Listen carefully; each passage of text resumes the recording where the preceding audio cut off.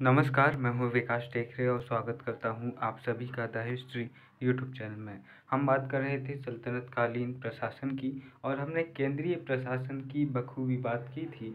और आज के इस वीडियो में हम बात करेंगे प्रांतीय प्रशासन की और ये देखेंगे कि किस तरह का ढांचा हमें दिल्ली सल्तनत की प्रांतीय व्यवस्था में देखने को मिलता है।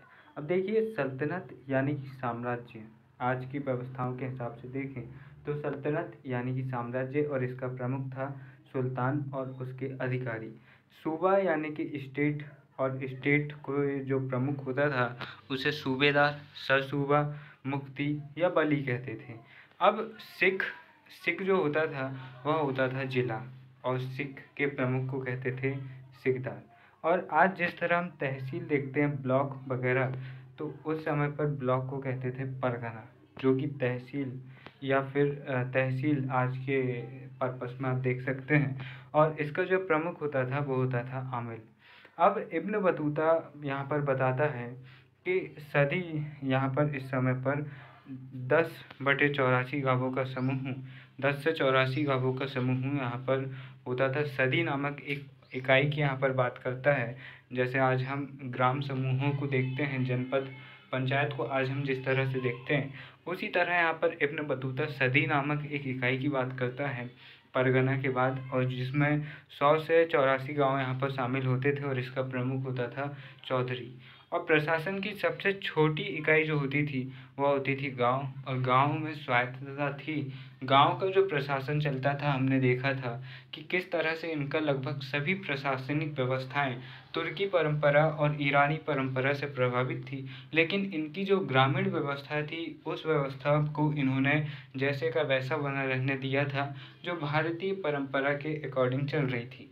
अब भारतीय पारंपरिक गांवों में स्वशासन की प्रथा हमें देखने को मिलती है, जहाँ पर खुद मुकद्दम और पटवारी के माध्यम से शासन चलता था। सूबा या प्रांत की बात करें तो सल्तनत का विभाजन सूबों में होता था, जिसका प्रमुख सरसूबा, मुफ्ती या बली होता था या फिर सूबेदार होता था। और जो सबसे प्रसिद्ध प्रचलित नाम है प्रांत के प्रमुख के रूप में, तो वह हम सूबेदार देखते हैं। यह सूबे से संबंधित प्रशासनिक न्यायिक कार्य, विद्रोह का दमन व भू राजस्व जैसे कार्यों में सहायता करता था। प्रांत की एक सेना भी होती थी। और इब्न बतूता के अनुसार सल्तनत काल में मोहम्मद बिन तुगलक के समय सर्वाधिक प्रांत हमें 23 सूबे देखने को मिलते हैं। मोहम्मद बिन तुगलक के समय पर हम देखते हैं कि मोहम्मद बिन तुगलक के समय पर सर्वाधिक साम्राज्य विस्तार भी था दिल्ली सल्तनत का, और सर्वाधिक विद्रोह भी हम दिल्ली सल्तनत में मोहम्मद बिन तुगलक के काल में देखते हैं, जहाँ पर 33 से ज़्यादा विद्रोह होते हैं, जिनमें से 27 से ज़्यादा विद्रोह सिर्फ और सिर्फ दक्षिण भारत में हम देखते हैं। बहमनी साम्राज्य हो या फिर विजयनगर साम्राज्य हो या फिर आप गुजरात के साम्राज्य की बात करो, तो ये बड़े बड़े साम्राज्य मोहम्मद बिन तुगलक के समय पर ही स्वतंत्र रूप से खड़े उठ होते हैं। अब देखिए, सूबे का विभाजन सिख में होता है, जिसका प्रमुख सिकदार कहलाता था, और सिकदार अपने क्षेत्र में प्रशासन, कानून व्यवस्था की स्थापना, भू राजस्व की वसूली जैसे कार्य करता था।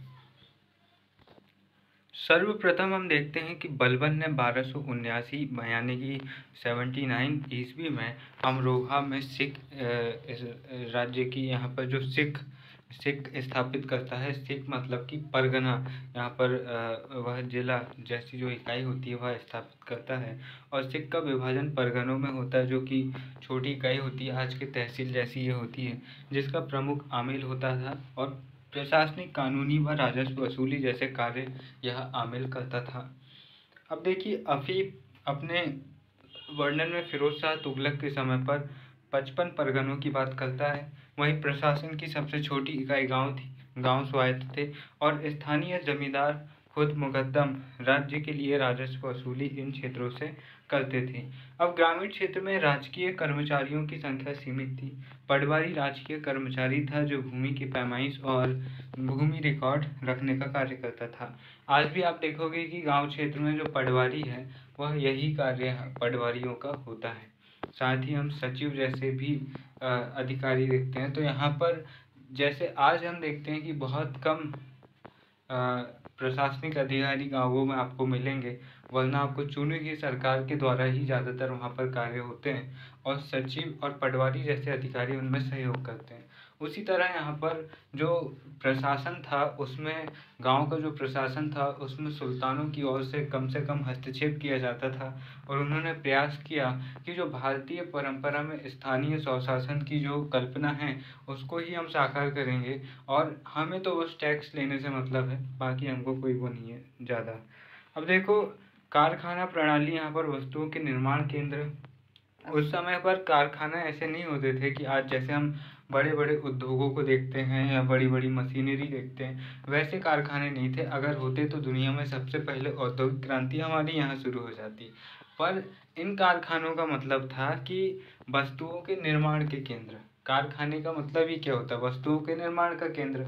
आजकल जो कारखाने फैक्ट्रियाँ होती है उनमें तकनीक के माध्यम से उत्पादन होता है। तो इस समय के जो कारखाने थे उनमें क्या होता था, जैसे हम फिरोज शाह तुगलक को देखते हैं, वह ऐसे कारखानों की स्थापना करता है जहाँ पर उसके बहुत सारे गुलाम, जैसे वह कहीं आक्रमण करता है वहाँ पर उसे पता लगता है कि भाई इस क्षेत्र के लोग बहुत अच्छी साड़ियाँ बनाते हैं, तो वो उन लोगों को अपना गुलाम बना लेता है, उनको पकड़ कर लाता है दिल्ली। और इसी तरह के बड़े बड़े हॉलों में, बड़े बड़े गोदामों में, जिनको कारखाने ये कहते हैं, वहाँ पर उनके जरिए साड़ियों का निर्माण करवाता है।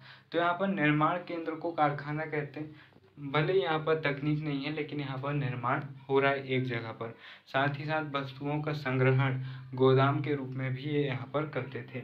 आम जनता के लिए नहीं बल्कि राज परिवार व अधिकारियों की आवश्यकता को पूरा करने के लिए यहाँ पर निर्माण होते थे, जैसे वस्त्र निर्माण, शस्त्र निर्माण, शराब, आभूषण निर्माण आदि यहाँ पर होते थे। अब देखिए, मोहम्मद बिन तुगलक से पूर्व के शासकों के समय कारखाना का उल्लेख अत्यंत सीमित रूप में मिलता है। मोहम्मद बिन तुगलक के समय रेशमी वस्त्र उत्पादन के एक कारखाने का उल्लेख मिला है जिसमें 100 कारीगर काम करते थे। फिरोज तुगलक यानी कि FST के समय कारखानों को सर्वाधिक महत्व मिला और फिरोज शाह तुगलक ने कारखाने की एकता के समान महत्व देते हुए इन पर मलिक, अमीर और सहना जैसे अधिकारियों को वह यहाँ पर नियुक्त करता है। अब देखो, कारखाने वकील ए दर नामक अधिकारी के नियंत्रण में रहते थे। फिरोज शाह तुगलक के काल में 36 प्रकार के कारखाने होते थे और इनकी शाही परिवार की ज़रूरतें पूरी करने के साथ साथ राज्य को आय भी प्राप्त यहाँ पर होती थी। फिरोज शाह तुगलक ने अपने कारखानों में अपने गुलामों को उनकी योग्यता के अनुसार यहाँ पर नियुक्त किया था, मैंने आपको बताया भी था। और फिरोज शाह तुगलक ऐसा शासक होता है भैया, मैंने आपको बताया था कि कहीं भी आक्रमण करता है और इसको पता लग जाता है कि भाई फलाने लोग बहुत अच्छा काम करते हैं उस फील्ड में, तो ये उनको जबरन उठा के ले आता है और अपना गुलाम बना लेता है। तो दिल्ली सल्तनत में सबसे ज़्यादा गुलाम अगर किसी के पास थे तो फिरोज शाह तुगलक यानी कि FST के पास ही थे। और FST के पास 1,80,000 से ज़्यादा गुलाम थे और इसने अपने गुलामों के देखभाल के लिए और उनको काम बताने के लिए दीवान ए बंदगान नामक एक विभाग की भी स्थापना किया था। ये सारी चीज़ें इम्पोर्टेंट है। अब देखिए, FST ने अपने कारखानों में अपने गुलामों को उनकी योग्यता के अनुसार नियुक्त किया। कारखाने, अब यहाँ देखिए, 2 प्रकार के कारखाने होते थे। एक होता था रतीबी, जहाँ पर निश्चित वेतन प्राप्त शिल्पी संलग्न होते थे। आज हम कह सकते हैं कि ये कॉरपोरेट मजदूर टाइप के होते थे कि भाई तुमको इतना वेतन मिलेगा, ये तय रहता था। और गैर रतीबी में अनिश्चित वेतन रहता था। हो सकता था कि कोई बहुत ही अच्छी चीज़ें यहाँ पर बन जाए तो एकदम से वेतन बढ़ जाए या फिर वेतन ही न मिले, इस तरह का व्यवस्था यहाँ पर होती थी। मुतसर्रिफ नाम का एक अधिकारी होता था और मुतसर्रिफ जो होता था वह कारखानों से संबंधित यह अधिकारी उत्पादन पर नियंत्रण, कच्चे माल की उपलब्धता जैसे कार्य करता था। कौन करता था? मुतसर्रिफ। अब देखो, तहसीलदार आज भी हम देखते हैं। तो इस समय का जो तहसीलदार था वो क्या करता था? कारखाना संबंधित आय व्यय का हिसाब रखता था, वह माल की सुरक्षा करता था। ये किसका काम था? तहसीलदार का। अब देखिए, अर्थव्यवस्था में हम कर प्रणाली को समझते हैं। अर्थव्यवस्था में कर प्रणाली को हम यहाँ पर समझते हैं। शरीयत के अनुसार 4 प्रकार के कर प्रचलित थे: खराज, खुम्स, जजिया और ज़कात। अब ये कौन कौन सी चिड़िया यहाँ पर उड़ रही है, सर के ऊपर से उड़ रही है या समझ में आ रही है पता नहीं। तो अब यहाँ पर ये 4 प्रकार के जो टैक्स है शरीयत के अनुसार वो हम यहाँ पर देखते हैं। तो हम देखते हैं कि जो फिरोज शाह तुगलक है वो बाकी पूरे टैक्स को हटा देता है और ये 4 टैक्स को बस लागू करता है, क्योंकि वह दिल्ली सल्तनत का एकमात्र ऐसा सुल्तान होता है जो शरीयत के सारे नियमों को मानता है। बाकी जितने भी सुल्तान होते हैं वे अपने हिसाब से नियम मानते हैं और कहते हैं बबुआ हमारा वचन ही शासन है, ठीक है, शरीयत हम नहीं मानते, हमारा वचन ही हमारा शासन है। बाकी सुल्तान ऐसा करते हैं, लेकिन फिरोज शाह तुगलक यानी अपना FST कहता है बबुआ शरीयत जो बोलेगी वो हम करूँगा, उसके अलावा कुछ नहीं करूँगा, इस तरह की बातें करता है। तो देखिए खराज की बात करें तो ये भू राजस्व था। अब जितने भी इस्लामिक शासक या सुल्तान होंगे वो इनको मानते थे। अब देखिए भू राजस्व कर जो हिंदू यानी कि गैर मुस्लिम किसानों से वसूला जाता था। अब एक बहुत ही ज़्यादा बहुसंख्यक तो हिंदू ही थे, लेकिन गैर मुस्लिमों में यहाँ पर हिंदू आ जाते हैं, जैन आ जाते हैं, बौद्ध आ जाते हैं, पारसी आ जाते हैं। अभी ईसाई और सिख जैसे संप्रदाय हमें देखने को ज़्यादा नहीं मिलेंगे, क्योंकि सिख धर्म की तो यहाँ पर शुरुआत हुई नहीं थी, और ईसाई अभी ज़्यादा आबादी में आपको मिलेंगे नहीं, क्योंकि यूरोपियों का उतना बड़ा आगमन हुआ नहीं था। तो यहाँ पर हिंदू और जैन, बौद्ध और पारसी हमें यहाँ पर देखने को मिलेंगे, और भी जितने जो अदर अपने आप को इन धर्मों से मानते हैं। कुल मिलाकर जितने भी गैर इस्लामिक है, जो इस्लामिक व्यक्ति नहीं है, उनको ये टैक्स देना पड़ेगा, कौन सा, खराज, और ये भू राजस्व कर था। अब देखो इसी दर उत्पादन का ये टैक्स होता था, ये 33 से 50% होता था। कितना होता था? 33 से 50% होता था। अब उस्र भी एक प्रकार का भू राजस्व कर था जो मुस्लिम किसानों से वसूला जाता था, और इसकी दर 20 से 33% थी। अब यहाँ पर जब आप इनकी टैक्स व्यवस्था पढ़ोगे या इनकी व्यवस्थाएं पढ़ोगे तो इनकी जो व्यवस्थाएं वो काफ़ी हद तक मुस्लिमों के प्रति झुकी हुई है, क्योंकि यहाँ पर इनका उद्देश्य था कि भाई हम मुस्लिमों को ज़्यादा सुविधाएं देंगे, तो जो गैर इस्लामिक व्यक्ति है उसका खिंचाव मुस्लिम धर्म की ओर होगा और फिर वह इस धर्म में शामिल होगा। तो यहाँ पर इस तरह की उनकी व्यवस्थाएं देखने को मिलती हैं। यदि किसी हिंदू द्वारा उसरी भूमि खरीदी जाती तो उसे उस भूमि पर खराज देना पड़ता था। इसी प्रकार मुस्लिम द्वारा खराजी भूमि खरीदी जाती थी तो ऐसी स्थिति में मुस्लिम को भी खराज ही देना पड़ता था। तो अगर आप कम टैक्स वाली भूमि भी खरीद लेते हो तो आपको ज़्यादा टैक्स देना ही पड़ेगा। अब ऐसा नहीं है कि आपने कम टैक्स वाली भूमि आपने खरीद ली तो आपको कम टैक्स देना पड़ेगा, ऐसा नहीं है। आपको वही टैक्स देना पड़ेगा जो आप देने के हकदार हो। अब देखो सुल्तान का हिस्सा 1/5 भाग यानी कि 20 तथा संबंधित व्यक्ति का हिस्सा 4/5 भाग यानी कि 80% होता था। अब हम देखते हैं कि जो अलाउद्दीन यहाँ पर जो खुम्स है, खुम्स की यहाँ पर बात चल रही है। तो खुम्स क्या होता है? देखो खुम्स धन से प्राप्त युद्ध से प्राप्त लूट का धन। आपने कहीं पर युद्ध किया या फिर आपने कहीं डाका डाला, आपने कहीं लूट मार की, उससे प्राप्त धन। भूमि से मिला हुआ गड़ा खजाना। पहले लॉकर वगैरह तो होते नहीं थे, तो जो लोग होते थे वो अपने घरों में सोने को गड़ा देते थे, खजाने को, ताकि अगर कोई चोरी हो तो चोर को पता ही नहीं चले कि कहाँ गड़ा है, पता चल रहा पूरा घर खोद दिए। और फिर मालकिन दूसरे दिन बोल रही है बेटा अच्छा किया तूने, मैं नया घर बनाने के लिए नींव खुदवाने वाली थी, तूने ये काम कर दिया। तो इस तरह से ज़मीन में गड़ा देते थे अपना सोना चांदी जितने भी जेवरात इनके होते थे। तो अब अगर किसी ने खोदा गलती से, अब उसको खोदने पे पानी तो नहीं मिला लेकिन सोना ज़रूर मिल गया, तो यहाँ पर अब ये सोना वो लेके जाएगा। अब जैसे ही खबर फैलेगी कि भैया इसको सोना मिला है तो उसको क्या करना पड़ेगा, उसको 80% तो वो खुद रखेगा और 20% उसको राजकोष में जमा कराना पड़ेगा। और अगर कोई खदान में काम करने वाला मजदूर है और उसको हीरा मिल गया या फिर कोई बहुमूल्य धातु मिल गई तो भी उसके साथ भी वह ऐसे ही करेगा। खुम्स क्या था? ये लूट का या फिर गड़ा हुआ सोना या फिर खदानों से मिली कोई बहुमूल्य वस्तु, तो उसका मूल्य में जो राशि आती थी उसका 80% जो व्यक्ति लूट रहा है या फिर जिसको मिल रहा है उसको मिलता था, और 20% राजकोष में जमा करवाना पड़ता था, 20% सुल्तान का हिस्सा। लेकिन दिल्ली सल्तनत के हमें 2 शासक ऐसे मिलते हैं, अलाउद्दीन खिलजी और मोहम्मद बिन तुगलक, जो इस दर को उल्टा कर देते हैं और वो कहते हैं भैया तुम लूटो, खोदो या कहीं से भी ढूंढ लाओ सोना चांदी जो भी है, 80% हमारा है और 20% तुम्हारा है। तो ये शरीयत के हिसाब से जो नियम चलते हैं उन नियमों को ये उलट कर रख देते हैं ये दोनों भाई लोग। अब देखो, जजिया कर यहाँ पर आता है अगला कर, और यह एक धार्मिक कर नहीं था, ये ध्यान रखना। दोस्तों, यह मुस्लिम राज्य में संरक्षित जो गैर मुस्लिम जनता है उनसे वसूला जाता था। जजिया कर देने वालों को जिम्मी यानी कि संरक्षित कहा जाता था। हालांकि बाद के समय में इस कर को वसूलने का तरीका कुछ ऐसा किया गया कि यह एक धार्मिक कर बन गया और इस कर को देने में अपमान महसूस होने लगा। अब देखो, यहाँ पर यह एक संरक्षण या सुरक्षा कर था और जजिया धर्म विशेष यानी कि इस्लाम के लोगों से नहीं लिया जाता था, बल्कि अन्य सभी धर्मों के लोगों से लिया जाता था, इसलिए इसे धार्मिक कर नहीं कहा जा सकता। अगर ये केवल हिंदुओं से या केवल पारसियों से या केवल जैन से लिया जाता तो कहते कि भैया ये धार्मिक कर है जो उस धर्म विशेष पर लग रहा है, लेकिन ये उन सभी लोगों पर लगता था जो गैर इस्लामिक है, क्योंकि इस्लामिक व्यक्ति जो हैं उन पर भी टैक्स लगता था। ये एक प्रकार से सुरक्षा कर है, ठीक है। हालांकि बाद के शासकों ने इसे इतना क्रूरतापूर्वक वसूला कि यह धार्मिक कर जैसा प्रतीत होने लगा।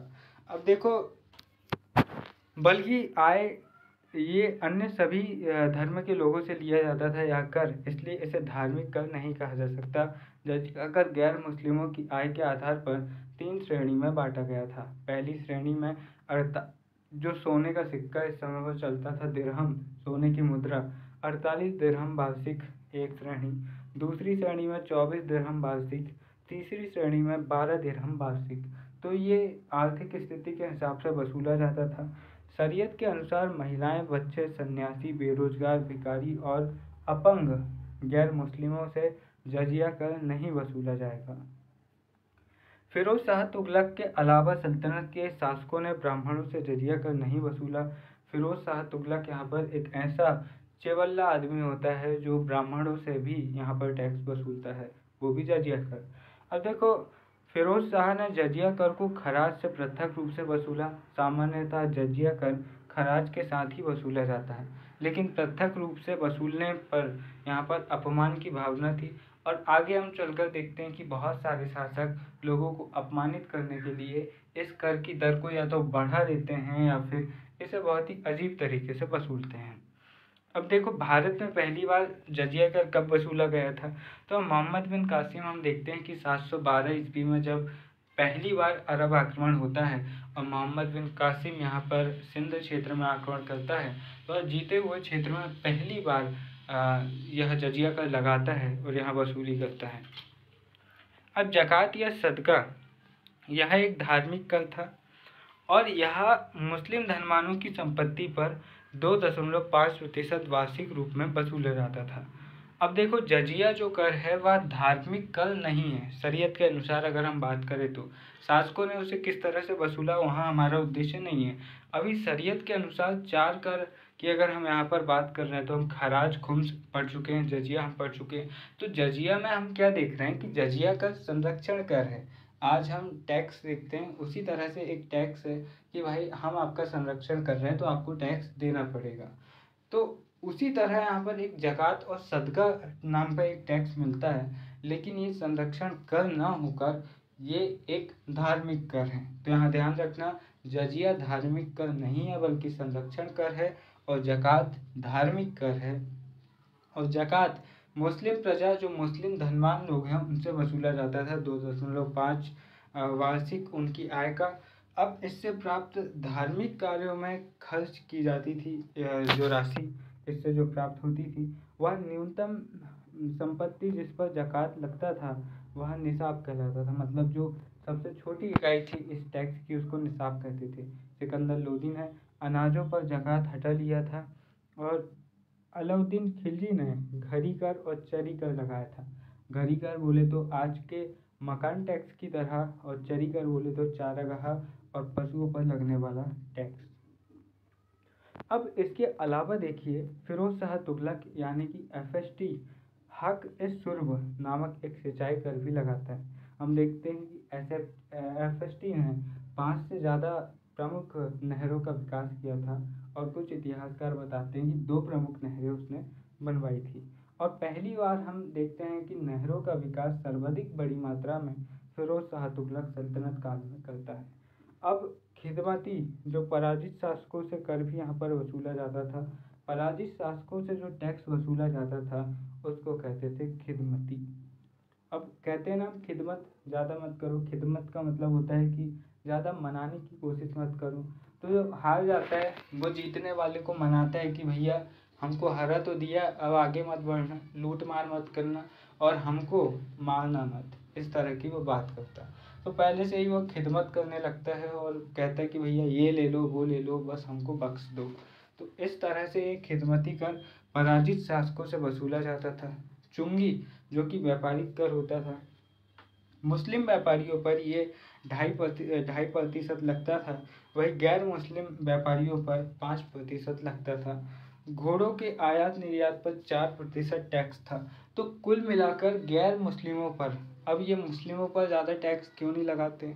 तो पहली बात तो ये है कि वो उनके ही संप्रदाय से निकले हुए हैं।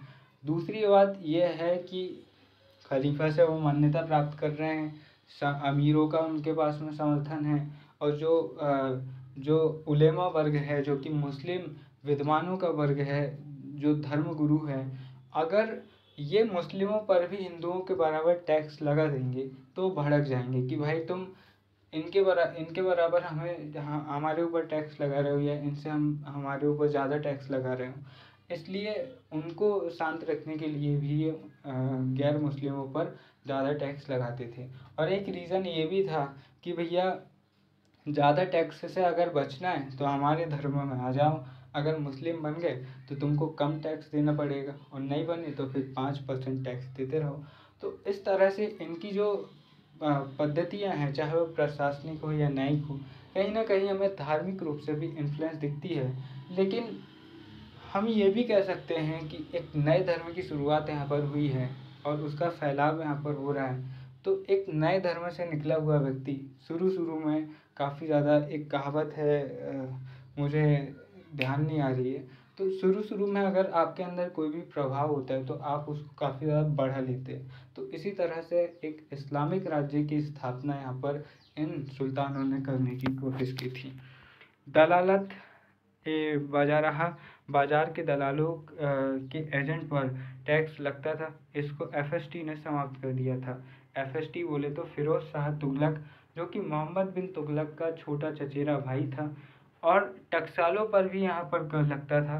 और टकसालें क्या होती है? जहाँ पर सिक्के बनते हैं और जहाँ पर मुद्रित होते हैं और जारी होते हैं, उन्हें टकसाल कहते हैं। तो यहाँ पर से ये वीडियो होता है समाप्त, और मुझे उम्मीद है कि आपने इस वीडियो से ज़रूर कुछ बेहतर सीखा होगा।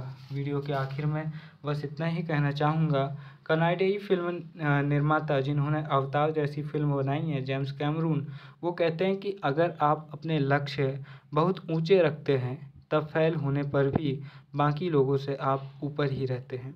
तो सपने देखिए और खूब सपने देखिए, लेकिन आंखें खोलकर देखिए और उन्हें पूरा करने के लिए मेहनत कीजिए।